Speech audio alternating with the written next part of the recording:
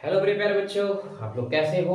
और आज मैं क्रैश कोर्स 10th का जो मैं लेकर आया था अपने चैनल पे और रेगुलर मैं लेकर आ रहा हूँ, तो उनका ये सेशन 5 जो कि मैं आज लेकर आया हूँ और आप लोगों के लिए बहुत ही एनर्जेटिक सेशन है।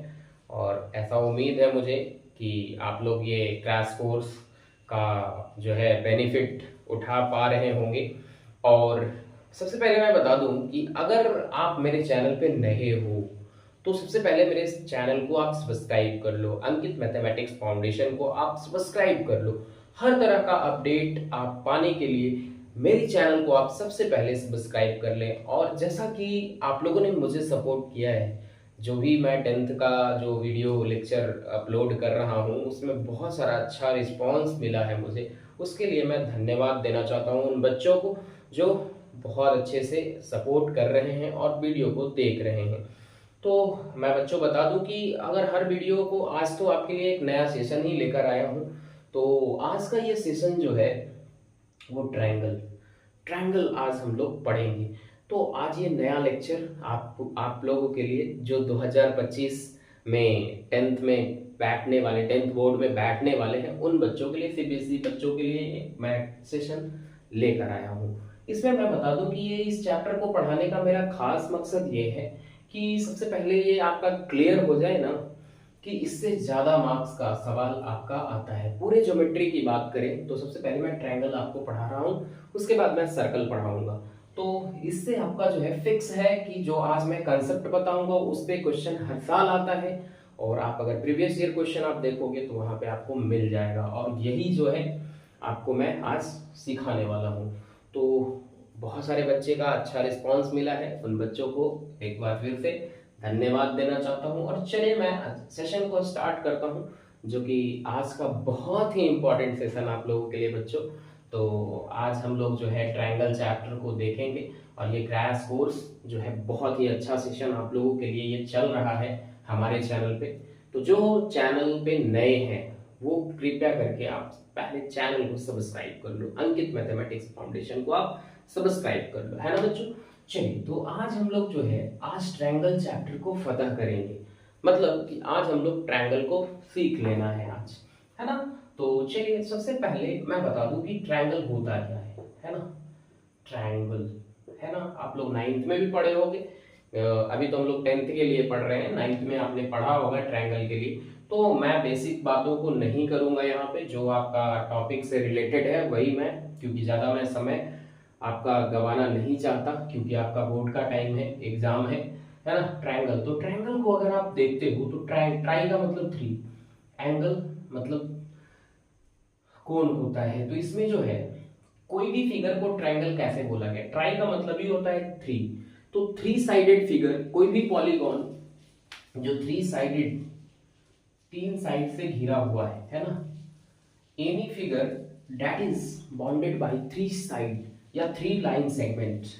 तो इसमें 3 लाइन सेगमेंट से जो घिरा हुआ पार्ट होता है उसी को हम लोग ट्रायंगल कहते हैं ना। इसको डिफाइन करने का जरूरत नहीं है, आपको लिखने का भी जरूरत नहीं है, क्योंकि आपको बेसिक पता है। तो इसमें जनरली अगर ट्रायंगल की बात करें तो इसमें 3 एंगल बनेगा बच्चों, है ना। देखिए ये 3 एंगल बना आपका। अब क्या है, इसको एंगल कहते हैं, इसको एंगल कहते हैं, इसको हम लोग साइड कहते हैं। और ये जो आपका हुआ वर्टेक्स। तो किसी भी ट्रायंगल में आपका सबसे पहले बेसिक जो हम लोग ट्रायंगल के बारे में पढ़ने वाले हैं, तो वो ट्रायंगल तो आपको पता ही होना चाहिए ना। तो कोई भी ट्रायंगल अगर बनाते हो आप तो 3 वर्टेक्स होता है, 3 साइड होता है। अब मैं दिखा देता हूं आपको, जैसे ए बी सी, ये तीनों क्या है, वर्टेक्स, जिसको किनारा बोलते हैं। ये साइड हुआ, ये ए बी, बी सी, ए सी, ये साइड आपका हो गया। और ये जो है अंदर वाला एंगल ए, एंगल बी और एंगल सी, ये एंगल है ना। तो यहां पे जो है A B, B C and A C, ये आपका है आर द साइड्स, है ना। और A comma B and C are the vertices,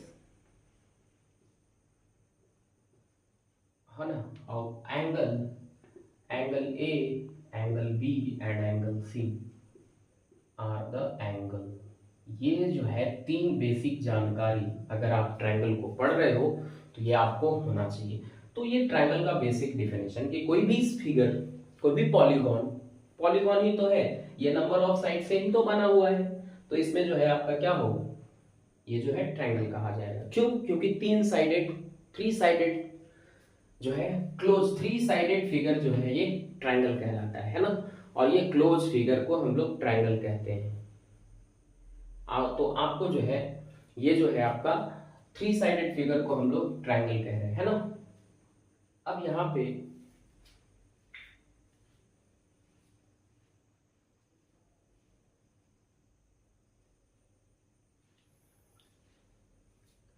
चलिए, तो यहां पे आपका जो है ये फिगर, तो आप नोट डाउन कर लिए, ट्रायंगल का ये बेसिक जानकारी आपको होना चाहिए।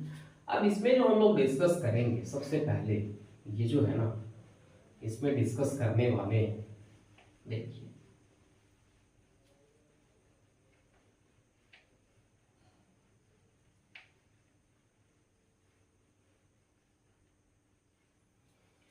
सबसे पहले बच्चों इसमें हम लोग जो है कॉन्ग्रुएंट, आपने पढ़ा होगा congruent figure.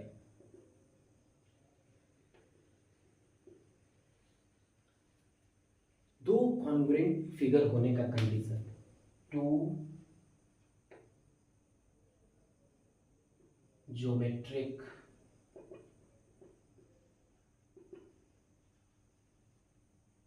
figures are said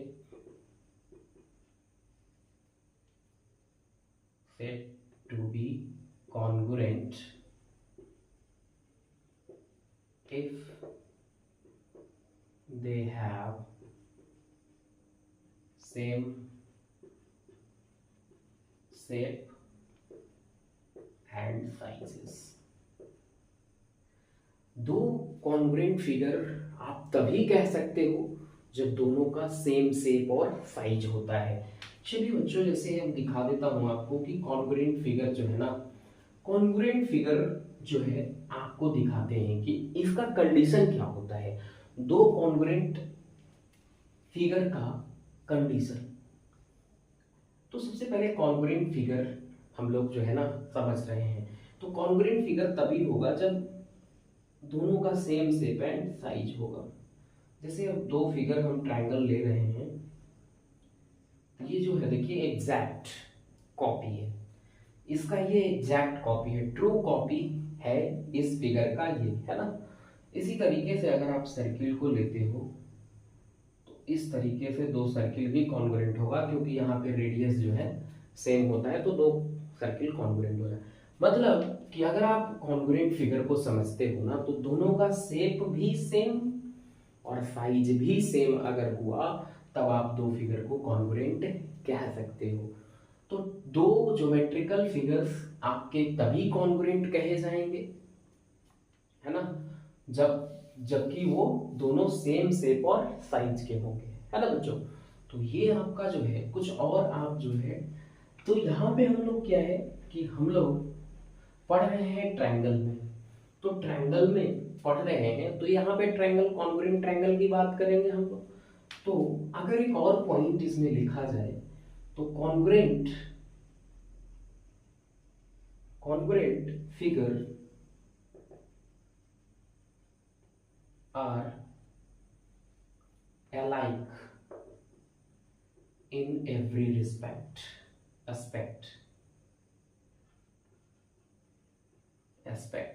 मतलब हर तरीके से ये जो है कॉन्ग्रुएंट फिगर्स जो है आपका एक जैसा ही दिखेगा, सेम शेप एंड साइज, तभी आप इसको कॉन्ग्रुएंट कहोगे।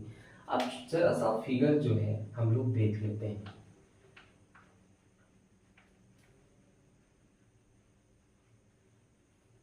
चलिए,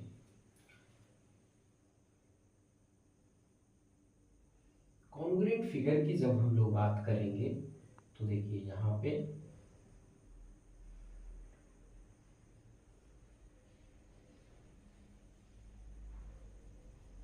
और भी आप ले लो,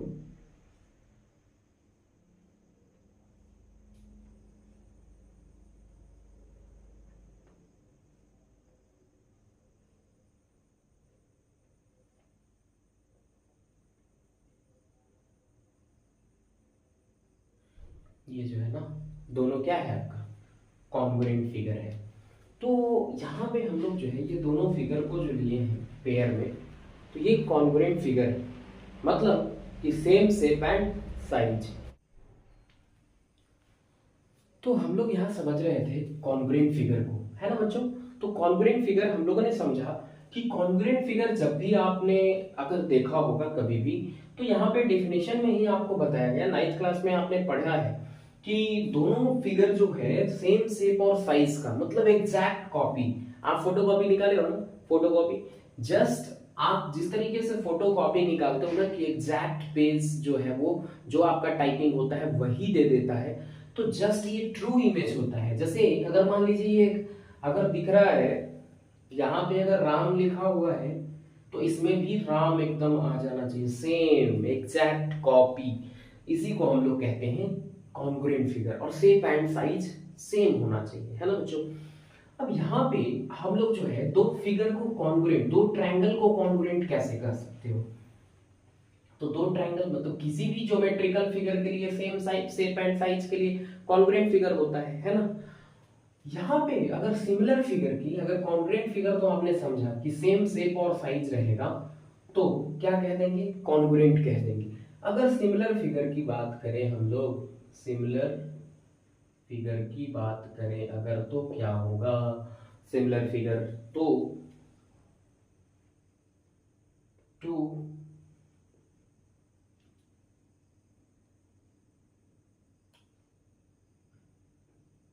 geometrical, two geometric geometric figures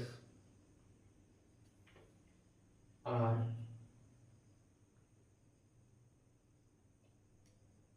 two geometric figures are said to be similar if they have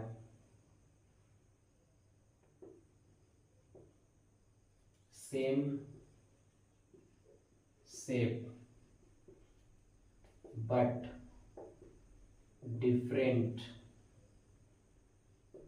sizes। दो ज्योमेट्रिकल फिगर्स को तभी सिमिलर कहा जाएगा, similar, two geometric figures are said to be similar if they have same shape but different sizes. इसमें क्या कह दिया, अब आपको समझ आना चाहिए कि इसमें क्या कह दिया। कहा कि दो ज्योमेट्रिकल फिगर तभी आपके जो है जो सिमिलर होंगे, शेप तो दोनों सेम होना चाहिए, शेप तो सेम होना चाहिए, बट डिफरेंट साइजेस होना चाहिए, तभी ये दोनों सिमिलर कहा जाएगा। सिमिलर के लिए ये होता है ए बी सी। अगर मान लीजिए इस तरीके से आपने लिया है दो ट्रायंगल को, तो ये दोनों देख रहे हैं शेप सेम है, ट्रायंगल ही है, बट इसमें क्या लिया गया है, ट्रायंगल ही है दोनों, बट क्या है, दोनों का साइज अलग अलग है ना बच्चों। तो यहाँ पे इसको हम लोग कहेंगे सिमिलर, दो फिगर को सिमिलर कहा जाता है ऐसे। तो अब यहाँ पे दोनों जो आपने पढ़ा, कॉन्ग्रुएंट फिगर और सिमिलर फिगर, दोनों में बहुत जबरदस्त रिलेशन है यहाँ पे, जो कि यहाँ पे इसी का यूज है जनरली कि कॉन्ग्रुएंट फिगर और सिमिलर फिगर में क्या अंतर है। तो यहाँ पे पॉइंट्स हम लोग पढ़ेंगे, जैसे और भी एग्जांपल आप ले लो, जैसे सिमिलर फिगर का एग्जाम्पल में आप ले सकते हैं, आप बहुत सारी बातों को यहाँ पे आप एग्जाम्पल में ले सकते हैं। देखिए यहाँ से कोई भी दो एग्जाम्पल में any two line segment, any two line segments can be similar, है ना। सिमिलर मतलब कि दो लाइन सेगमेंट को भी, दो any two equilateral triangles, any two equilateral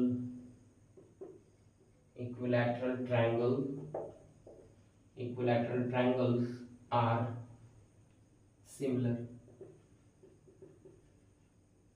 यहाँ पे कैन भी नहीं, आपका होता ही है, are similar. Any two a square figure, any two squares, any two a square figures are similar। ये सब एग्जाम्पल है सिमिलर फिगर का, है ना, कि दो लाइन सेगमेंट भी सिमिलर हो सकता है, दो इक्विलैटरल ट्रायंगल भी सिमिलर हो सकता है, दो जो है स्क्वायर फिगर्स भी सिमिलर हो सकता है। जैसे एग्जांपल फिगर के साथ आप देख लें इसको, जैसे ये पॉइंट था आपका। अब जैसे अगर बारी बारी से अगर इसकी फिगर की बात करें हम लोग, तो देखिए दो लाइन सेगमेंट मतलब क्या कि अगर ऐसा एक है और एक यहाँ तक है, तो ये क्या है, ये ए बी है और ये सी डी है, क्या दोनों नहीं होगा, क्या सिमिलर है। अच्छा, अगर हम ऐसा एक ऐसा बना दिए फिगर और एक ऐसा बना दिए, क्या ये दोनों नहीं होगा, ए बी सी डी। अब इसको बना दीजिए आप ई एफ जी एच, क्या ये सिमिलर नहीं है, होगा। ट्रायंगल के केस में आप अगर ऐसा लेते हैं फिगर इस तरीके से, तो देखिए देखिए यहाँ पे क्या हो जाएगा आपका, ऐसा, ये तो एक ट्रायंगल ले लिया, यहाँ पे एक और ट्रायंगल आप ले लीजिए, ये दोनों भी आपका फिगर जो है, मान लीजिए ए बी सी और ये डी ई एफ, तो दो इक्विलैटरल ट्रायंगल भी आपका सिमिलर होता है, दो स्क्वायर फिगर भी सिमिलर। मतलब सिमिलर के लिए आपको शेप सेम होना चाहिए, डिफरेंट साइजेस होना चाहिए लेकिन शेप सेम। तो कॉन्ग्रुएंट और इसमें यही फर्क है कि कॉन्ग्रुएंट के लिए दोनों ही शेप और साइज दोनों ही सेम होना चाहिए, सिमिलर फिगर के लिए शेप सेम होना चाहिए बट साइजेस डिफरेंट होना चाहिए, तभी आपका सिमिलर कहा जाएगा।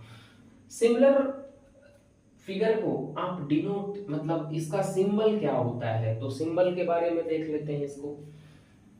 तो अगर ये दोनों ही फिगर को अगर आप दिखाना चाहते हो, A B C D square, तो ये ऐसे दिखा देंगे आप, square E F G H, ये जो है दोनों में इस तरीके से इसका सिंबल होता है। तो इसको सिंबॉलिक रिप्रेजेंटेशन इस तरीके से आपका होता है, कॉन्ग्रुएंट को आप इस तरीके से दिखाते हो ना, कॉन्ग्रुएंट फिगर को, है ना। तो चलिए इसका सिंबल लिख लेते हैं क्या होता है।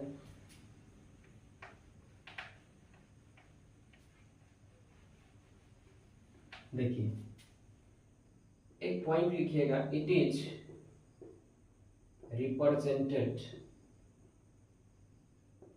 रिप्रेजेंटेड बाय इन्वर्टेड कॉमा के अंदर। अब बहुत इंपॉर्टेंट बात बताने वाला हूं कि क्या आपके मन में ये भी सवाल आता होगा कि क्या कॉन्ग्रुएंट फिगर सिमिलर होगा या फिर सिमिलर फिगर कॉन्ग्रुएंट हो सकता है या नहीं।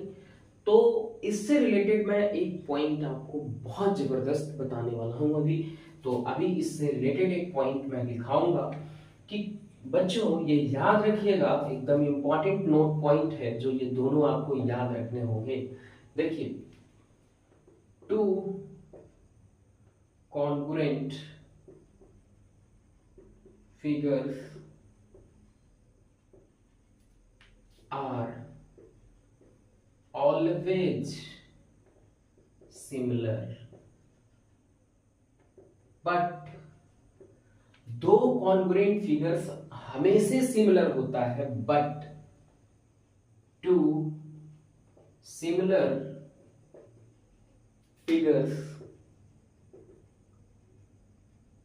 Are need two similar figures need not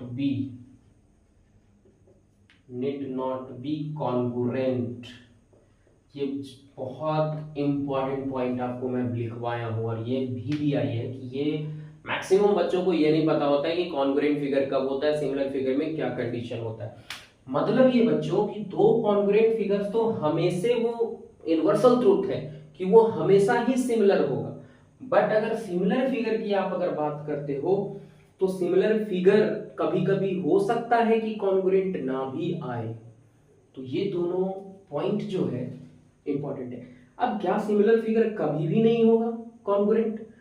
ऐसा नहीं है, कभी भी नहीं हो सकता। इसके लिए भी मैं एक पॉइंट बताऊंगा।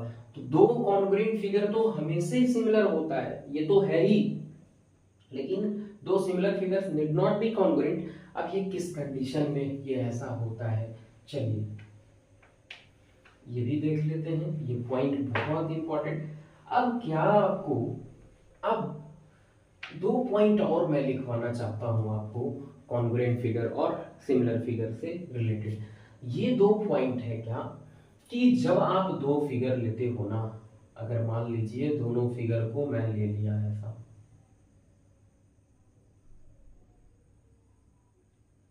ये जो है आपका दो फिगर मैं आपके सामने लेना चाहता हूं। मान लीजिए कि ए बी सी, एक और फिगर मैं लेता हूं सेम टाइप का, इसी तरीके से डी ई एफ। ये दोनों जो है कॉन्ग्रुएंट है, मतलब शेप एंड साइज दोनों ही सेम है, तो ये सिमिलर और कॉन्ग्रुएंट दोनों ही, मतलब हमेशा ये सिमिलर होगा। बट क्या ये ऐसा,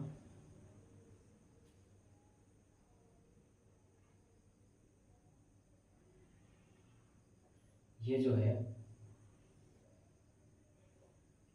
इस तरीके से मैं लिया, तो देखिए फर्क ये है कि ये भी ट्रायंगल में लिया, ये भी ट्रायंगल, दो ट्रायंगल लिया, दोनों में फर्क ये है कि कॉन्ग्रुएंट ट्रायंगल तो हमेशा सिमिलर हो जाएगा, लेकिन ये दोनों ट्रायंगल जो है ना सिमिलर है, तो इसको अगर कॉन्ग्रुएंट बनाना है ना, तो सेम, तो सेम रखेंगे, लेकिन इसको जो है श्रिंक करेंगे, either by changing its size या shrinking its size, it can be made congruent. अब ये कोई जरूरी नहीं कि बन ही जाए, हम कोशिश करेंगे कि इसके साइज को बढ़ा घटाकर बनाया जा सकता है।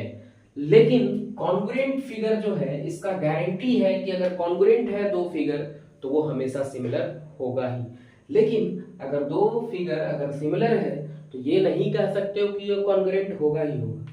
ये बहुत इंपॉर्टेंट पॉइंट बता के जा रहा हूं मैं, ये बहुत सारे बच्चों को दिमाग में आता ही नहीं बात, कि ये कब आपको याद रखना है। तो दो कॉन्ग्रुएंट फिगर हमेशा आपके क्या होते हैं, सिमिलर होते हैं। बट दो सिमिलर फिगर्स ये कोई जरूरी नहीं कि हो जाए, लेकिन किया जा सकता है। मतलब कैसे, without distorting his shape, its shape, मतलब इसके बिना शेप को बदले हुए अगर आप इसके साइज को बढ़ा घटा कर, अगर छोटा बड़ा कर कर अगर करते हो, अगर दोनों का शेप और साइज अगर मिल जाता है तो वो कॉन्ग्रुएंट बनाया जा सकता है। तो ये पॉइंट जो है आप लिखिए कि क्या मतलब होता है। चलिए, तो ये पॉइंट दोनों लिखवाकर मैं फिर थेल्स थ्योरम को डिस्कस करूंगा।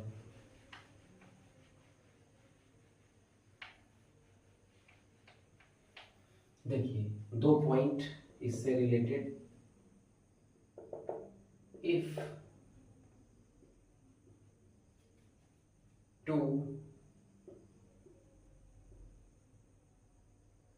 two figures are said to be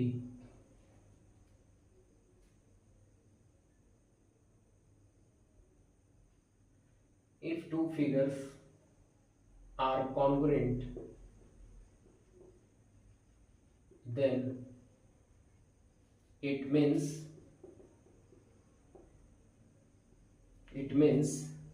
one figure is, है ना, exact, one figure is exact copy of another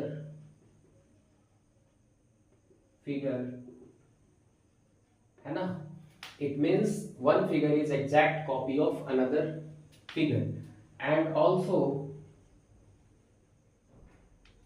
both the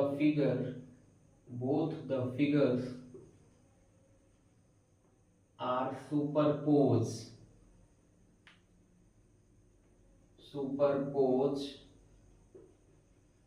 on each other।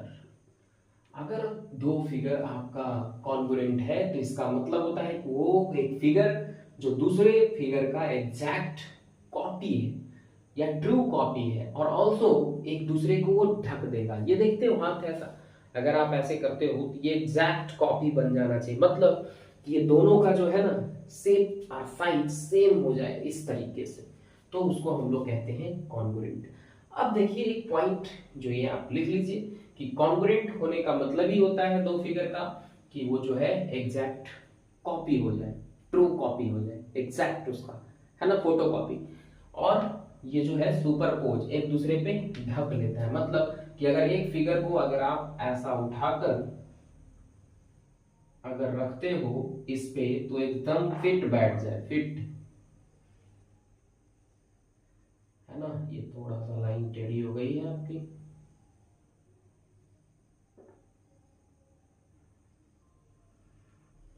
देखिए ये फिगर को इस पे अगर आप रखते हो तो सुपरपोज कर जाना चाहिए, तभी वो कहेंगे हम लोग कॉन्ग्रुएंट है ना बच्चों। चलिए और सिमिलर ट्रायंगल से एक पॉइंट अभी मैं लिख देता हूं आपके सामने।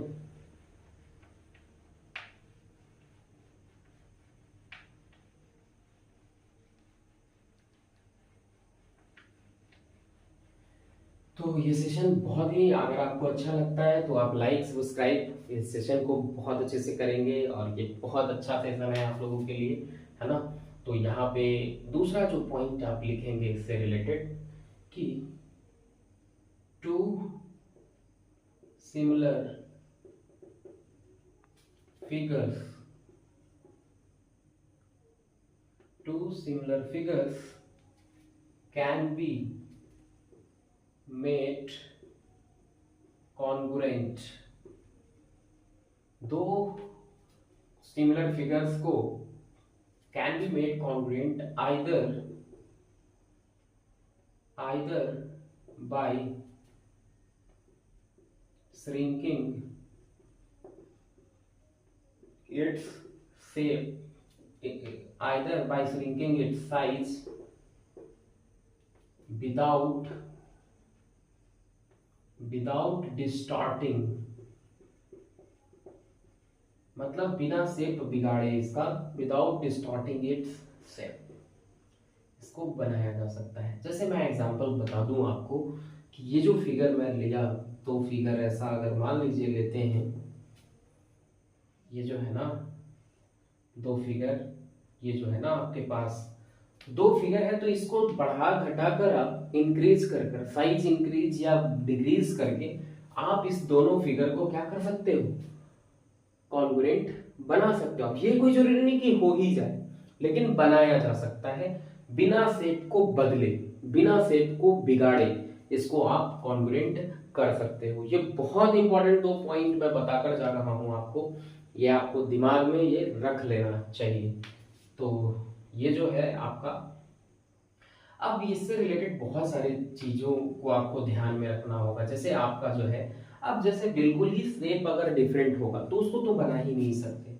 जैसे अगर ऐसा दो फिगर मैं ले लूं, तो इसको कितना भी आप करोगे ना तो कभी भी नहीं होगा ये कॉन्ग्रुएंट।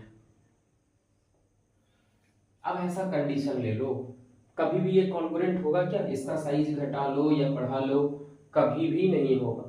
तो इस तरीके का कंडीशन, ये देखिए राइट एंगल है और इस तरीके का ट्रायंगल है, ये एक्यूट एंगल ट्रायंगल है, तो क्या ये दोनों ट्रायंगल कभी भी कॉन्ग्रुएंट होगा? No, never. मतलब ये कितना भी आप बढ़ा लो घटा लो, शेप सेम होगा ही नहीं। तो शेप सेम नहीं होगा तो कॉन्ग्रुएंट नहीं होगा। तो दोनों ही, मतलब कि कॉन्ग्रुएंट होने के लिए दोनों ही कंडीशन होना चाहिए। अब यहाँ पे तो शेप साइज अगर आप मान लीजिए कि सेम कर भी लेते हो तो शेप सेम नहीं है। ये राइट एंगल है और वो ट्रायंगल है तो ट्रायंगल ही, लेकिन शेप में थोड़ा चेंजिंग दिख रहा है। एग्जैक्ट ट्रायंगल, एग्जैक्ट शेप का ट्रायंगल नहीं दिख रहा है। ये कितना भी अगर आप करोगे तो हूबहू इस तरीके का शेप में नहीं बनेगा। वो बनेगा क्या? तो ऐसा कभी भी दो ट्रायंगल जो है कॉन्ग्रुएंट नहीं होगा, क्योंकि साइज आप मान लीजिए सेम कर दिए, साइज तो सेम कर दिए, लेकिन शेप कहां से लाओगे? और अगर मान लीजिए शेप ही अगर सेम है तो साइज इसका कभी भी मतलब होगा ही नहीं सेम। तो दोनों ही कॉन्ग्रुएंट के लिए दोनों ही कंडीशन ट्रू होना चाहिए। और इसमें क्या है, सिमिलर ट्रायंगल के लिए एक ही कंडीशन से काम चला लेते हैं, मतलब शेप सेम होना चाहिए, साइज डिफरेंट होना चाहिए। तो ऐसा जब भी कंडीशन हो तो इस ट्रायंगल को, ये दोनों मान लीजिए सिमिलर है, तो इसको कॉन्ग्रुएंट कभी नहीं बनाया जा सकता, बनाया ही नहीं जा सकता कभी भी। या फिर ये सिमिलर भी अगर आप कहते हो तो सिमिलर भी नहीं होगा। क्यों? क्योंकि यहाँ पे शेप सेम है बट डिफरेंट शेप है। ये ट्रायंगल है और ये भी ट्रायंगल ही है, लेकिन ये ट्रायंगल का जो शेप आप देख रहे हो ना, ये राइट एंगल ट्रायंगल है और ये इस तरीके का ट्रायंगल है। तो अब देखिए यहाँ पे कॉन्ग्रुएंट आप नहीं कर सकते, कॉन्ग्रुएंट नहीं कर सकते हो, लेकिन हाँ सिमिलर आप कर सकते हो, क्योंकि दोनों ही आपका शेप जो है ट्रायंगल का है। तो same shape but different sizes हो गया, साइज डिफरेंट हो गया तो सिमिलर तो हो जाएगा, लेकिन कॉन्ग्रुएंट नहीं होगा। साइज तो सेम नहीं है तो कहां से कॉन्ग्रुएंट होगा? तो ये आपको ध्यान में रखना चाहिए, ये बात को आपको। चलिए अब थोड़ा सा और भी इससे रिलेटेड कुछ पॉइंट्स जो है हम लोग देख लेते हैं।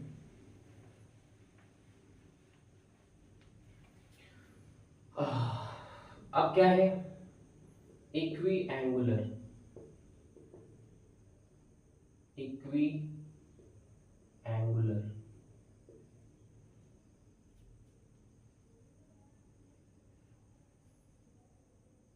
two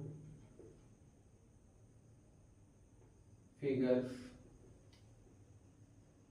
are said to be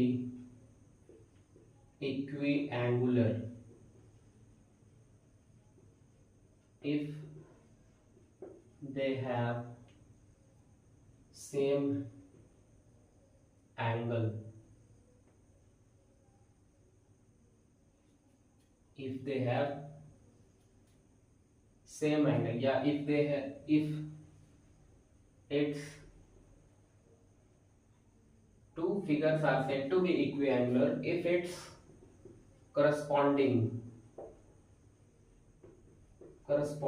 angles है ना इक्वल हो जाए, corresponding angles are equal। जैसे मैं दो ट्रायंगल ले लेता हूं आपका,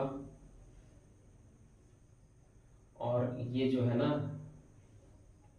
ये दो ट्रायंगल है, तो ये जो है ना बी सी डी ई और एफ, तो ये मान लीजिए ये ट्रायंगल, ये एंगल, ये एंगल, ये इसके बराबर, ये इसके बराबर, ये इसके बराबर, तो ये कहेंगे इक्वी एंगुलर है। दोनों फिगर्स जो है, two figures are said to be equiangular if its corresponding angles are equal. तो ये आपको कंडीशन याद रखना चाहिए, ये बहुत ज्यादा इंपॉर्टेंट नहीं था, आपको बस याद रखना है।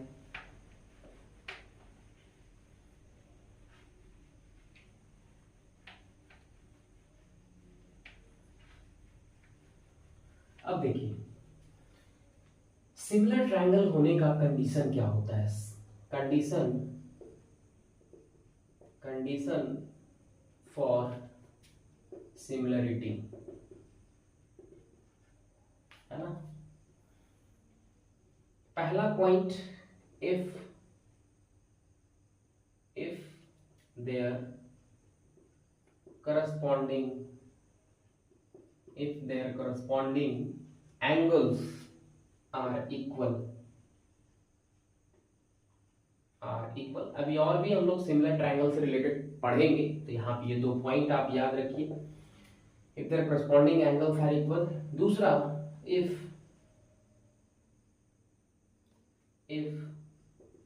its corresponding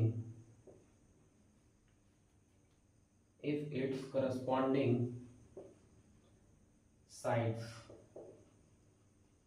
are proportional। तो ये दोनों आपको पॉइंट सिमिलर ट्रायंगल से रिलेटेड आपको याद रखना है। और जो ये आपको बेसिक, और अभी सिमिलर ट्रायंगल अभी पढ़ेंगे हम लोग, अभी पूरा इससे रिलेटेड आपको जो है ना कॉन्ग्रुएंट से रिलेटेड आपको जो है, सिमिलर ट्रायंगल से रिलेटेड आपको बहुत सारे थ्योरम अभी आपको आने वाले सेशन में आपको बताए जाएंगे। तो ये आपको पॉइंट्स अभी याद रखना है। अभी जो हम इसका जो है एप्लीकेशन, सिमिलर ट्रायंगल का एप्लीकेशन जो है अभी देखेंगे, और बहुत इंपॉर्टेंट एप्लीकेशन है, और जनरली आपको वो याद रखना चाहिए वो एप्लीकेशन जो है ना, और वो हर साल पूछे जाते हैं आपके, है ना बच्चों। तो वो अभी हम लोग जस्ट सीखने वाले हैं वो एप्लीकेशन को, ठीक है। तो अब आपका जो अगला टॉपिक होगा वो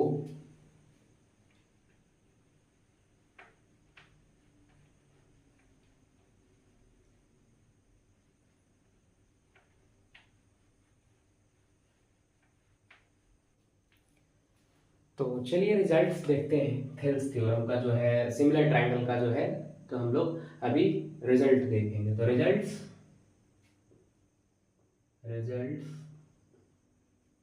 ऑन सिमिलर ट्रायंगल, ठीक है।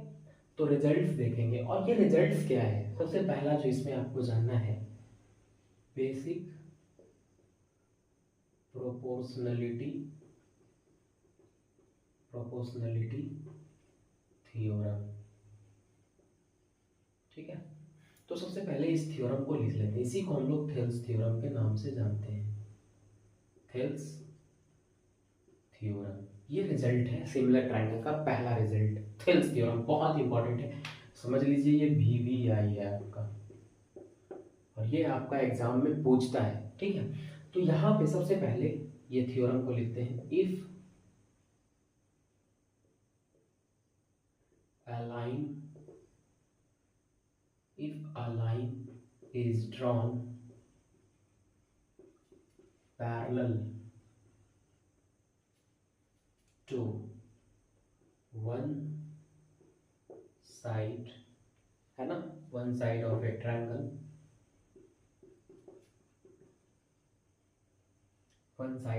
if a line is drawn parallel to one side of a triangle to intersect other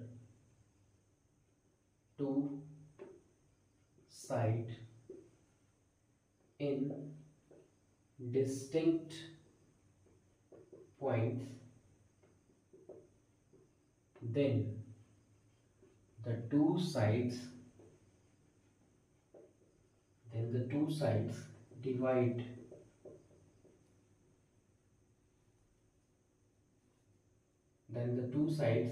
divided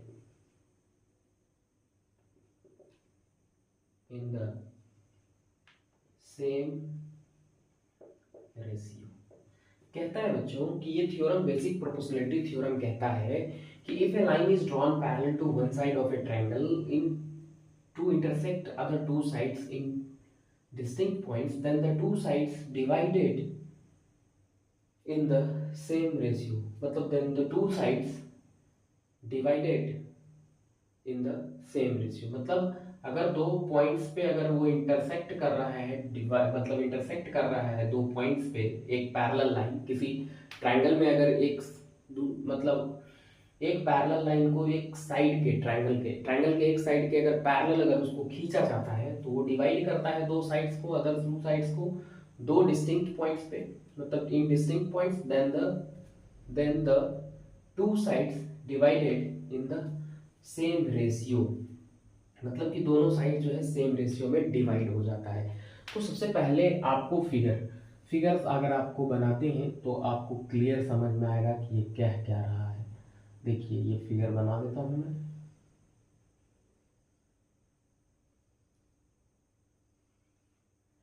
ये A है, ये B है, ये C है, D और ये E। बच्चों ये कह रहा है कि ये पैरेलल लाइन का सेट लिया गया है। देखिए यहाँ से ये पैरेलल है, मतलब कि ये DE जो है BC के पैरेलल खींचा गया है। तो अगर आप इस थ्योरम को देखते हो तो सेट ऑफ पैरेलल लाइंस है, और कहीं भी अगर आपको जहां कहीं भी इसमें कह रहा है कि एक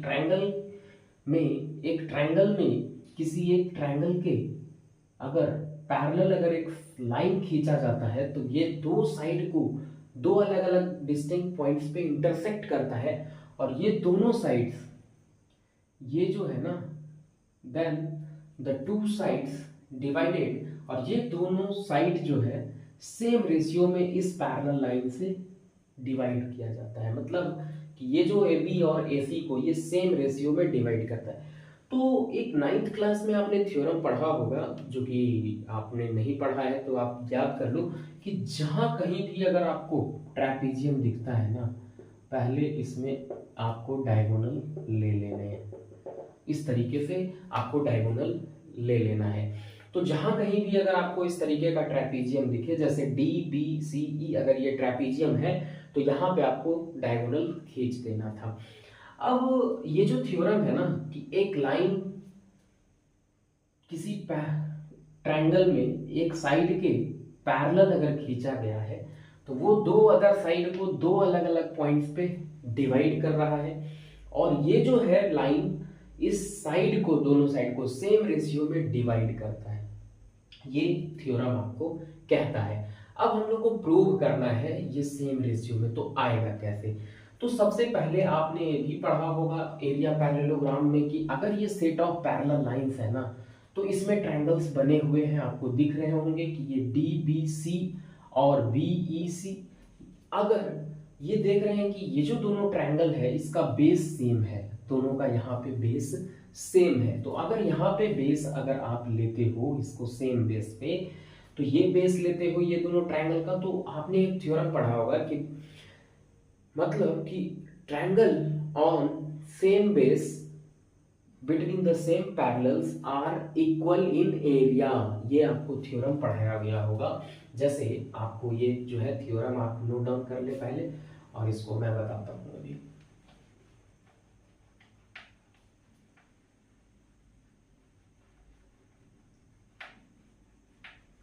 देखिए यहाँ पे क्या है कि हमको सेम रेशियो यहाँ पे प्रूव करना है। तो अभी देखिए, अभी जैसे मान लीजिए कि ये दो ऐसा हम पैरेलल लाइन ले लिए हैं, ये सेट ऑफ पैरेलल लाइंस है।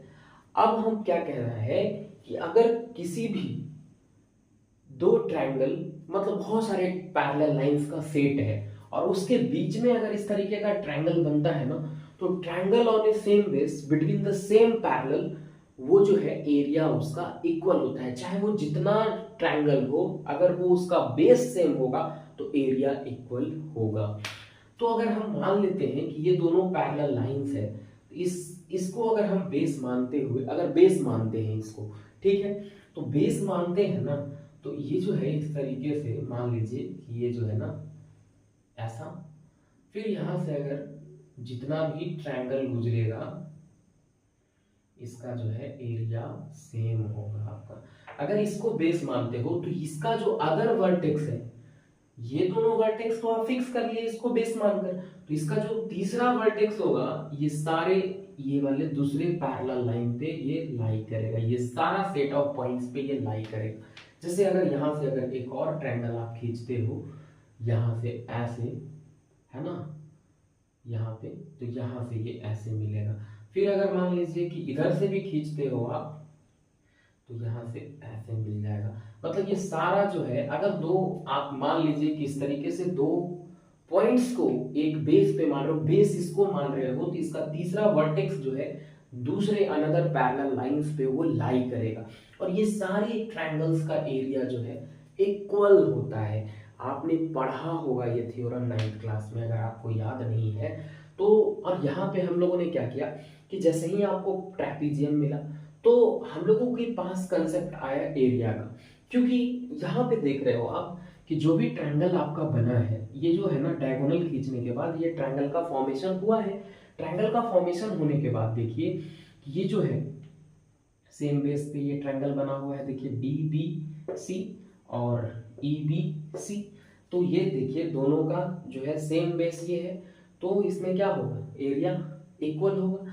बट अब यहाँ पे बात आता है कि इस, अब ये दो पेयर आपको दिख रहा होगा ट्रायंगल का, एक तो यहाँ पे नीचे वाला डी बी सी और ई बी सी। अब एक ऊपर भी पेयर दिख रहा है बी डी बी ई और ई सी डी। तो अब इसमें लेना कौन सा है ये डिसाइड करना है क्योंकि हमको सेम रेशियो में इसको डिवाइड कर रहा है, मतलब ये थ्योरम कहता है कि ये लाइन इसको सेम रेशियो में डिवाइड कर रहा है। तो अभी सबसे पहले तो मेरे पास कंसेप्ट आया एरिया का। सबसे पहले हम लोगों ने तो डायगोनल देखा, डायगोनल खींचने के बाद अब ये पता चला कि अरे इसमें जरा सा ये हमको नोटिस हो रहा है कि ये जो ट्रायंगल बन रहा है वो सेम बेस पे बन रहा है। तो सेम बेस पे बन रहा है तो इसमें एरिया का कंसेप्ट आ गया।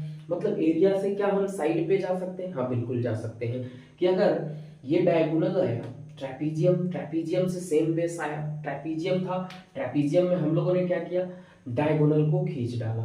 डायगोनल खींचने के बाद ये हुआ कि इसमें आपको जो है सेम बेस दिखा कि इस तरीके का ट्रायंगल आ गया आपका। जब ट्रायंगल आया तो इसमें हम लोग कंसेप्ट देख रहे हैं कि अगर ये सेम बेस, हम लोगों ने पढ़ा है थ्योरम 9th क्लास में कि triangle on a same base between the same parallels are equal in area. तो इक्वल एरिया होता है। तो अब चलिए कि अगर हम ये ट्रायंगल DBC और EBC को अगर लेते हैं तो क्या यहाँ से मेरा काम बनता है? क्या हम इसको सेलेक्ट कर पाएंगे? तो ये तो आपको पता होना कि दो अगर फिक्स पॉइंट, अगर ये बेस पे, अगर ये इस बेस पे अगर दो वर्टेक्स को लेकर अगर आप ट्रायंगल जितना भी खींचते हो तो इसका जो तीसरा वर्टेक्स होगा ये वाले पैरेलल लाइन पे लाई करेगा और इसके सारे एरिया इक्वल होंगे। ये आपने थ्योरम पढ़ा होगा 9th में। चलिए तो यहाँ पे अगर हम बच्चों अगर देखिए कि यहाँ पे इस मतलब थ्योरम को प्रूव करने के लिए अगर आपने ले लिया इस तरीके से कि अगर मान लीजिए एरिया DBC, तो एरिया ऑफ ट्रायंगल DBC, तो DBC आप देखिए कि यहां से जब भी आप अगर ट्रायंगल का एरिया अगर लिख रहे हो तो यहां से बेस जो होगा, अगर मान लीजिए कि इस तरीके से आपका दो ट्रायंगल है आपका इस तरीके से और यहाँ से इस तरीके से आपका जो है आपने इस तरीके से लिया है, तो जब भी जो है आपका जो पैरेलल लाइन होगा ना, ये जो परपेंडिकुलर लाइन होगा वो सामने वाले मतलब बेस पे ही होगा परपेंडिकुलर लाइन। तो जो भी इसमें जो बेस बनेगा दोनों ट्रायंगल के लिए, तो इसी ट्रायंगल पे इसी बेस पे ये जो है ना हम लोग परपेंडिकुलर, तो यहाँ पे जो इसका बेस बनेगा यहाँ पे इसको मान लीजिए यहाँ पे ये Q पॉइंट और यहाँ पे मान लीजिए P पॉइंट ले लेते हैं और यहाँ पे अगर Q पॉइंट, अभी हम एज्यूम कर रहे हैं कि इसको ले पाएंगे या नहीं ले पाएंगे। तो जब भी अगर आप एरिया निकालते हो ना तो उसका हाइट जो है उसके अपोजिट वाले बेस पे, जिसको आप बेस माने हो उसी पे उसके अकॉर्डिंग ही आप हाइट खींचोगे। तो जनरली जो है फॉर्मूला होता है, क्या होता है, 1/2 बेस इंटू हाइट। तो अगर यहाँ पे बेस ये मानते हो तो यहाँ पे देखो कि 1/2 BC ये जो है बेस और ये DQ, अगर यहाँ से आप हाइट लेते हो तो ठीक है, यहाँ से अगर आपको हाइट ऐसे लेना है, ऐसे ले लेना है, और अगर ये वाला ऐसे P पॉइंट के लिए अगर आपको लेना है तो ये हाइट हो गया। क्या हम ले पाएंगे क्या DQ, और यहाँ पे एरिया इधर से EBC, area of triangle EBC अगर हम लेकर देखें 1/2 इंटू बेस इंटू हाइट, तो क्या हम उसको ले पाएंगे 1/2 BC इंटू और ये आपका आ गया क्या EP। तो यहाँ से आपका जो है बिटवीन द सेम पर दोनों तो एरिया बराबर होगा, एरिया ऑफ ट्रायंगल DBC और बराबर एरिया ऑफ ट्रायंगल EBC, तो बराबर तो होगा 1/2 BC DQ और 1/2 BC और EP। तो क्या ये साइड जो है इस पे कोई भी आपका इधर वाला साइड इन्वॉल्व हो पाया क्या? अगर इसको आप लेते भी हो ना तो कोई फायदा नहीं होने वाला, क्योंकि हमको ऐसा साइड लेना है बेस में जो कि इधर वाला साइड इन्वॉल्व हो जाए। तो यहाँ पे तो कोई साइड इन्वॉल्व हो ही नहीं रहा है आपका, तो इसको लेने से कोई फायदा नहीं है। तो ये तो पेयर जो है ट्रायंगल्स का आप नहीं ले सकते थे, यहाँ पे जो है इसको आप हटा दीजिए। तो आप बच गया ऊपर वाला, तो ऊपर वाला क्या हम ले सकते हैं, तो आप तो वही आपके पास ऑप्शन ही है, तो आप किसको लोगे, तो हम लोग लेंगे किसको, किसको। अब आ गया यहाँ पे बात कि अब हमको जो है ट्रायंगल सेलेक्ट हो गया। ट्रायंगल क्या सेलेक्ट हो गया कि ये जो है ट्रायंगल हम ले सकते हैं, लेंगे तो ये जो है बिल्कुल ही आप अगर यहाँ से अगर देखते हो ये ट्रायंगल को, तो इसको ले सकते हो, क्योंकि नीचे वाला ले ही नहीं सकते तो आपके पास ऑप्शन क्या है, ऊपर वाला ही लेने का। तो ऊपर वाला अगर आप लेते हो तो जरा देख लीजिएगा ध्यान से, इसको तो आप ले नहीं पाए क्योंकि इसमें तो साइड इन्वॉल्व हुआ नहीं रेशियो में, मतलब कोई भी उसका साइड जो है इस इधर वाला तो इन्वॉल्व नहीं हुआ, तो उसको लेने से कभी फायदा होगा नहीं होगा। चलिए, तो यहाँ पे ये ट्रायंगल को देखिए, इस तरीके का दिख रहा है। ये जो है ट्रायंगल, अगर D B, area of triangle D B E को अगर आप लेते हो ना, तो देखिए इस तरीके से आपका जो बन रहा है, देखिए ये मान लीजिए कि ये डी बी ई। ये बहुत इंपॉर्टेंट बात बताने वाला हूं अभी, कि अभी हमने बताया कि अगर आपको एरिया निकालना होता है तो 1/2 बेस इंटू हाइट लगाना होगा, और लगाना होगा तो आपको हाइट भी तो लेना होगा, और हाइट वहीं पे आप ले सकते हो जो उसका बेस आप माने हो। तो जिसको आप बेस मानोगे ना उसी पे आपको हाइट आपको लेना होगा। तो ये देखिए कि ये एक ऑब्ट्यूस एंगल ट्रायंगल है, और ऑब्ट्यूस एंगल ट्रायंगल में आप कभी भी इनर साइड में एक ही हाइट को खींच सकते हो, बाकी के अलावा जो हाइट आपको खींचना होगा जब भी ऑब्ट्यूस एंगल ट्रायंगल में, तो जो है हाइट आप कहां खींचोगे, बाहर।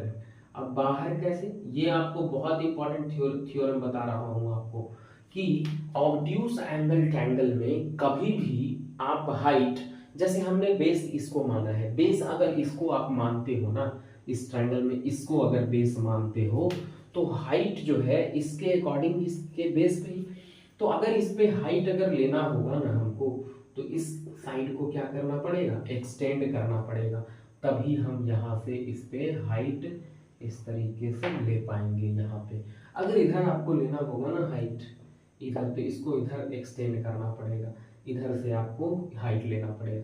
इधर अगर आपको हाइट लेना पड़ेगा तो इधर से ऐसे एक्सटेंड करना पड़ेगा, तो इस पॉइंट से आप हाइट ले सकते हो यहाँ पे, ठीक है। और इधर से लेना पड़ेगा तो इधर एक्सटेंड करेंगे, है ना। तो कभी भी ऑब्ट्यूस एंगल ट्रायंगल में आपको ये ध्यान रखना है कि जो बेस जिसको माने हो ना उस पे हाइट, तो हाइट यहाँ पे कंडीशन ऑब्ट्यूस एंगल का ट्रायंगल का बन रहा है, तो ऑब्ट्यूस एंगल ट्रायंगल का बन रहा है आपको, तो ऑब्ट्यूस एंगल ट्रायंगल यहाँ पे जब बन रहा है तो इसमें हाइट जब भी होगा तो इसके बेस पे, और बेस पे ड्रॉ करने के लिए इसको एक्सटेंड करना पड़ेगा, और इसको जब एक्सटेंड करिएगा तो इस पे हाइट लेना पड़ेगा आपको। तो इस फिगर को जरा देखिए कि यहाँ पे, और ये याद रखिएगा कि किसी भी ऑब्ट्यूस एंगल ट्रायंगल में इनर साइड में, इसके इनर साइड में आप बेस पे, इसके अपोजिट बेस पे एक ही हाइट खींचा जा सकता है ऑब्ट्यूस एंगल ट्रायंगल, बाकी के सारे हाइट्स बाहर होंगे। जैसे देखिए इधर इधर इधर एक्सटेंड करके आप हाइट को ले सकते हो। तो इसको जो है यहाँ पे हम लोगों ने क्या किया कि आप बाकी के जो यहाँ पे जो है इस लाइन को एक्सटेंड करना पड़ेगा, तो इस लाइन तो पहले ही से इसको एक्सटेंड कर दिया गया है क्वेश्चन में, जैसे थ्योरम में। तो यहाँ पे आपको ये याद रखना है कि किसी भी ऑब्ट्यूस एंगल ट्रायंगल में आपका जो है इनर साइड में ट्रायंगल के एक ही हाइट होता है, बाकी के सारे हाइट्स आपके बाहर होते हैं। तो बाहर के लिए इसको आपको आगे बढ़ाना होगा, जो कि यहाँ पे थ्योरम में आगे बढ़ाकर लिया गया है। तो यहाँ पे आपको, यहाँ पे सबसे पहले तो आपने ये सेलेक्ट किया कि ये तो आपको ट्रायंगल लेना ही है, तो यहाँ से आपको जो है हाइट आपको ले लेना पड़ेगा।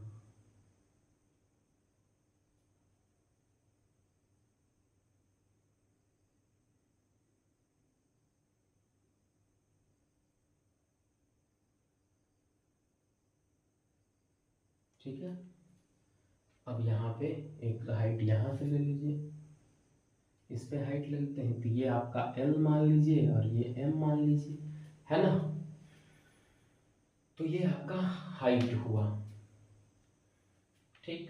यहाँ से आपको हाइट ले लिया। अब हम लोग जो है, जो क्वेश्चन में लिखा हुआ है, ठीक है, जो थ्योरम्स है जो आपने किया है अभी तक, वो सारे को लिख डालते हैं, है ना। तो लिख देते हैं, गिवन जो भी आपको जो है इवन आपने किया है वो हम लोग लिखते हैं बारी बारी से। तो सबसे पहले बच्चों गिवन इसमें लिखेंगे, गिवन। तो गिवन में आपने क्या लिया, एक triangle A B C in which, है ना, D E parallel to B C and D E divides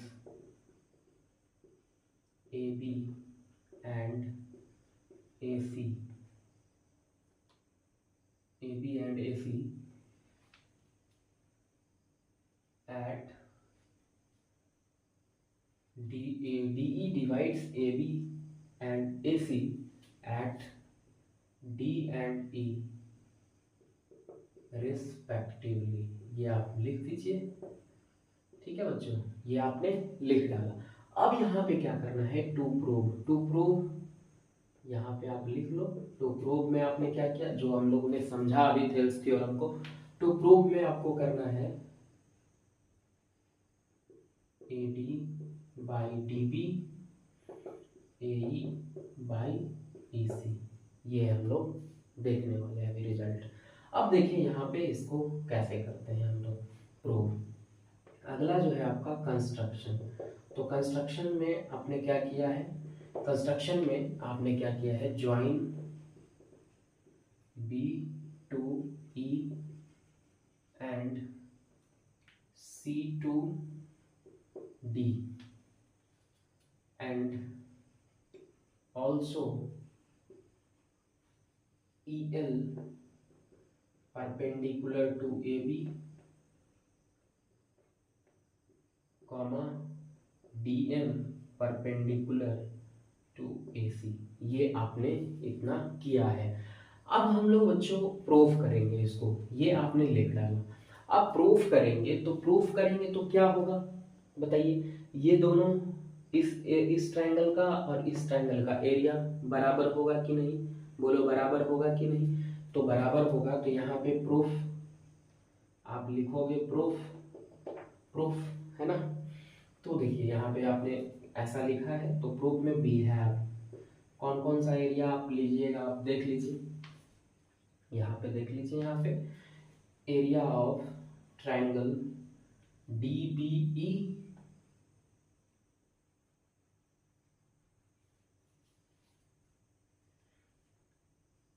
area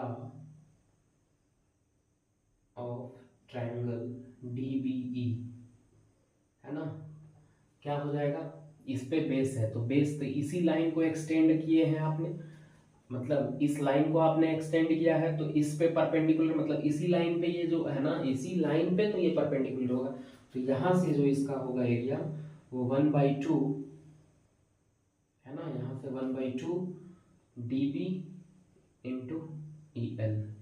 और फिर दूसरा जो एरिया इधर से ECB, तो एरिया ऑफ ट्रायंगल ECD, तो ECD के लिए आपको क्या हो जाएगा, 1/2 EC इंटू ये क्या हो जाएगा इधर DM।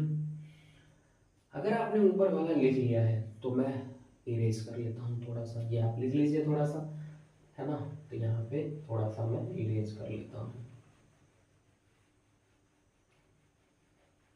चलिए, अब हम एक रिजल्ट जानते हैं कि ट्रायंगल, ये जो है एक note point, triangle on a same base between the same parallel are equal in area, area में इक्वल होता है आपका, है ना। तो इक्वल होता है, तो ये दोनों ट्रायंगल को हम लोग क्या कर लेंगे, इक्वल कर लेंगे। तो ये दोनों एरिया जो है ट्रायंगल का अगर इक्वल होगा तो आप क्या लिखोगे, यहाँ से 1/2 है ना, 1/2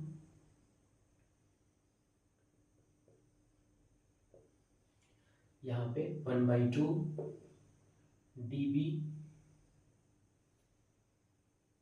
इंटू EL, और यहाँ से आपका हो जाएगा,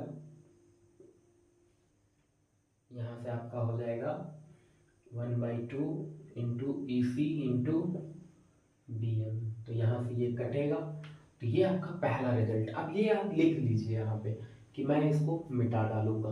तो यहाँ पे ये आपको प्रूव करना था जनरली। तो ये देखिए यहाँ से आपका क्या आ जाएगा, यहाँ से आपका जनरली क्या आ जाएगा, ये जो आपका पहला रिजल्ट मिला क्या, D B into E L बराबर E C into D M. अब ये जो है पहला रिजल्ट आपका मिल गया।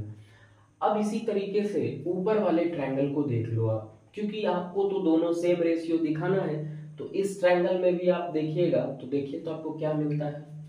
आगे जो है, आगे हम लोग को क्या लाना है देख लीजिए। इसमें कंस्ट्रक्शन को मिटाते हैं। आपको जनरली इसके साइड को रेशियो को सेम प्रूव करना है ना। तो यहां से आपका अगेन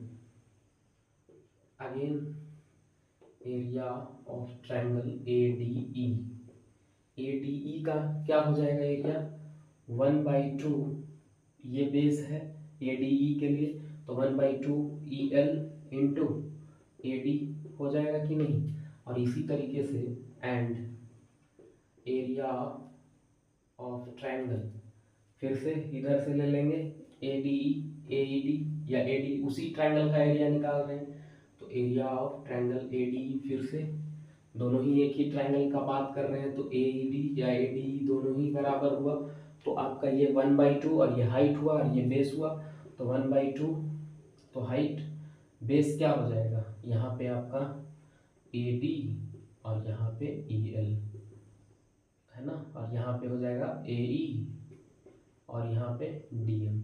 अब फिर से देखिए कि ये दोनों एक ही ट्रायंगल में एरिया निकाल रहे हैं, तो दोनों बराबर होगा। मतलब कि यहाँ से आप दोनों को अगर बराबर करते हो तो ये देखिए, तो यहाँ पे क्या आ जाएगा condition, 1/2 into AD into EL बराबर क्या आ जाएगा, 1/2 AE इंटू DM आएगा कि नहीं। यहाँ से ये कट जाएगा आपका। तो आपका जो है ये दूसरा रिलेशन आपको मिला है ना। लिखते जाइए, आप लिखते जाइए और समझते जाइए। अब यहाँ पे आपने रिजल्ट को लेकर आ गया है, आपने आपने मतलब रिजल्ट को यहाँ तक अगर आपको समझ आ गया तो आप बिल्कुल ही आप जो है यहाँ पे आप समझ चुके हैं इस चीज को। AD इंटू EL और AE इंटू DM, ये दूसरा रिलेशन हुआ।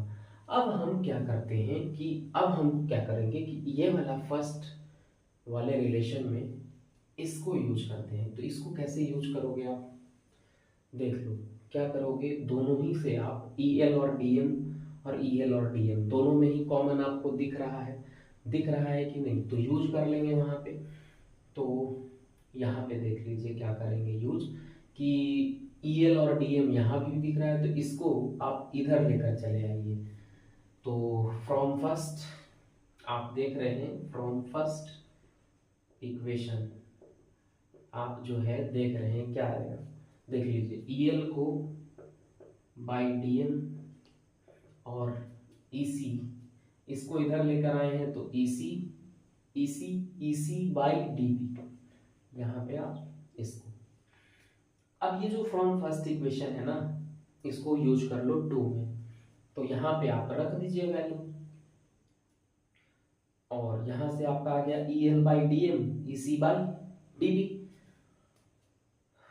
फिर अब यहाँ पे आपका आ जाएगा क्या, इस वैल्यू को इसमें, अब कहाँ पे आपका लिखना है आप देख लीजिए यहाँ पे, फ्रॉम इक्वेशन 2, फ्रॉम इक्वेशन। अब इसको जो है यहाँ पे आप यूज कर लीजिए। फ्रॉम इक्वेशन 2 से चलते हैं, तो 2 में आपका क्या आ जाएगा देखिए, तो इसको अगर लिखिएगा तो यहाँ से ये भी तो इधर आएगा EL by DM, EL by DM, EL by DM और AE बाई AD, यहाँ से आपका आ गया। तो अब यहाँ देखिए फ्रॉम इक्वेशन 2, अब इसको जो है इक्वेशन फर्स्ट वाले रिजल्ट को आप यहाँ यूज कर लेंगे। तो result of use result of equation first in two में, तो इसको आप EL/DM को यहाँ पे रख दीजिए। तो यहाँ पे आ जाएगा आपका क्या, देख लीजिए यहाँ पे EL, तो EC/dB, EC/dB, और यहाँ पे क्या आ जाएगा देख लीजिए EC/dB, और यहाँ पे ऑलरेडी AE/AD तो है ही आपका।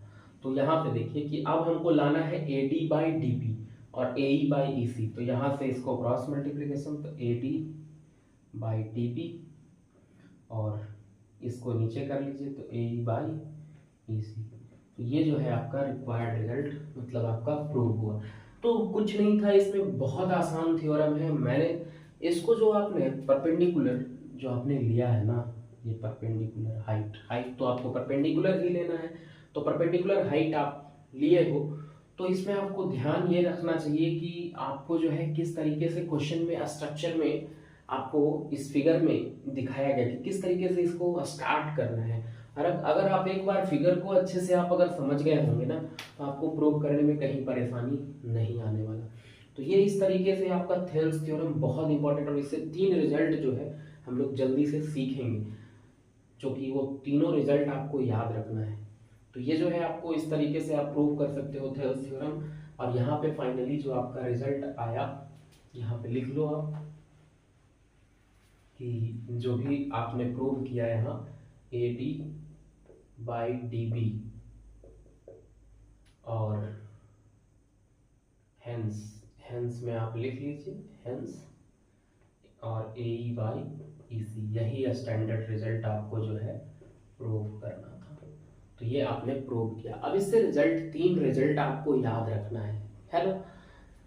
तो ये अगर आपको समझ आया होगा तो आप इसको नोट डाउन कर लीजिए। आगे हम लोग बढ़ते हैं। और वो एरिया क्यों बराबर हुआ, क्योंकि सेम बेस पे है ना, between the same parallel equal area होता है।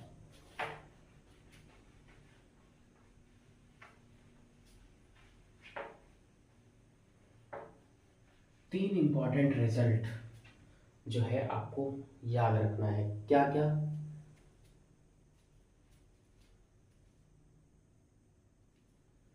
देखिए कोरोलरी, देखिए यहाँ पे क्या याद रखना है, corollary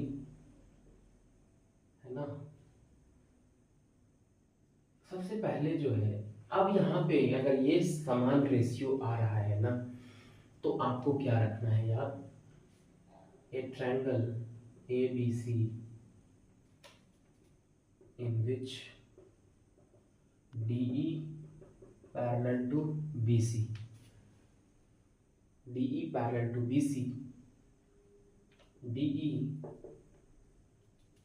divides AB and AC at D and E respectively. तो इसमें क्या रिजल्ट याद रखने हैं आपको, देख लीजिए। पहला तो ये रखना है याद कि AB बाई DB, ठीक है। फिर दूसरा AC बाई EC, है ना। और दूसरा रिजल्ट आपको ये याद रखना है कि AD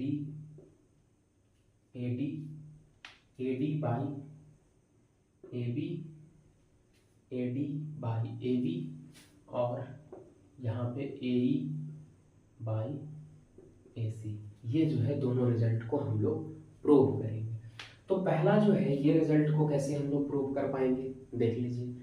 थेल्स थ्योरम से आपने क्या मतलब आप जानते हो, थेल्स थ्योरम से आपने पढ़ा अभी AD बाई DB और AE बाई EC, ये जो है बाई थेल्स थ्योरम आपने अभी जो है पढ़ा है, ठीक है। थेल्स थ्योरम से आपने पढ़ा अभी। दोनों में हम क्या करते हैं, एक एक जोड़ देते हैं। जोड़ने के बाद आपका ऐसा बन जाएगा कि AD plus DB by DB, और ये आ जाएगा आपका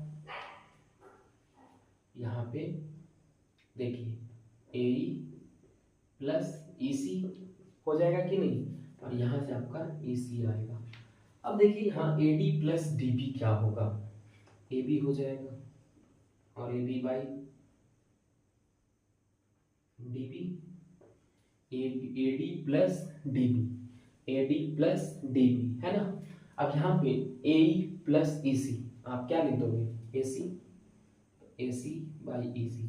तो ये जो है आपका ये रिजल्ट आपको याद हो गया, मतलब थेल्स थ्योरम से इसको हम लोग प्रूव कर ले। अब वो कैसे आएगा, मतलब कि बड़ा वाला साइड का छोटा के साथ, बड़ा वाला साइड का छोटा के साथ रेशियो बराबर होगा, क्योंकि ये दोनों जब बराबर है तो वो भी बराबर होगा। अब इसको कैसे लाना है, छोटा वाला बड़ा के साथ, छोटा वाला बड़ा के साथ। तो ये आप नोट डाउन कर लीजिए, ये कैसे आया आपका रिजल्ट, रिक्वायर्ड रिजल्ट, जो कि पहला वाला हम लोग प्रूव कर लिए। अब दूसरा देखिए कैसे उसको प्रूव करते हैं। फिर से हम लोग बेसिक प्रोपोर्शनलिटी थ्योरम वाला जो थ्योरम जो है आपने जो रिजल्ट लाया है AD बाई DB और AE बाई EC, ये आपने जो है प्रूव करके लाया। अभी देखा आपने कि कैसे मैं लाया था इसको रिजल्ट को, तो इसको आप उल्टा कर दीजिए, DB बाई AB लिख सकते हैं, EC बाई AE लिख सकते हैं। अब दोनों में आप 1 ऐड कर दीजिए, ऐड करने के बाद आपको क्या दिखेगा, देखिए यहाँ पे DB plus AD, DB plus AD, और यहाँ पे आपका जो है क्या आ जाएगा, देखिए DB plus AD, AD by DB। अब यहाँ पे AD आया और यहाँ से आपका आ जाएगा EC प्लस AE बाई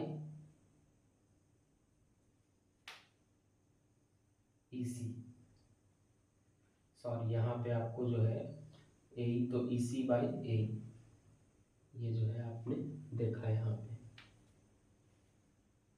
अब वो जो रिजल्ट आपको DB बाई AD, DB और AD को आप क्या लिखोगे, AB, यहाँ पे आप AB और AB बाई AD, और EC प्लस AE को आप क्या लिख दोगे, क्या लिख दोगे, EC प्लस AE को AC और बाई AE। अब ये जो आपने रिजल्ट को देखा आपने कि AB बाई AD, तो अब इसको उल्टा कर दीजिएगा तो AD बाई AB और यहाँ से आ जाएगा AE बाई AC। तो ये जो है आपका दूसरा रिजल्ट भी आपको प्रूव हो गया। तो आपने जब यहाँ पे रिवर्स ऑर्डर में उल्टा करके देखा था, तो ये तीनों रिजल्ट आपको याद रखने होंगे थेल्स थ्योरम में, और ये हमेशा आपके एग्जाम में पूछा जाता है, हमेशा आया है। 5 नंबर आपका एकदम फिक्स हो जाएगा अगर ये आप थ्योरम को अच्छे से आप याद रखते हो तो। ठीक है, तो इसको आप अच्छे से वॉच करो और इसको समझो, है ना। और नेक्स्ट लेक्चर जो है इससे रिलेटेड जो भी थ्योरम होगा हम लोग नेक्स्ट लेक्चर में देख लेंगे। तो आज के लिए ये जो थेल्स थ्योरम है ना, आप समझ लीजिए कि ये फिक्स है कि आपके एग्जाम में आना ही आना है। अगर ये आप अच्छे से समझ लेते हो तो आपका 5 नंबर फिक्स हो जाएगा बोर्ड एग्जाम में। 10th बोर्ड में आपका जो है CBSE बोर्ड में आपका 5 नंबर फिक्स हो जाएगा। तो इस थ्योरम को आप अच्छे से समझकर आप नेक्स्ट लेक्चर में आप आओ। ठीक है, तो आज के लिए इतना ही। नेक्स्ट लेक्चर में हम लोग फिर से मिलेंगे। Thank you.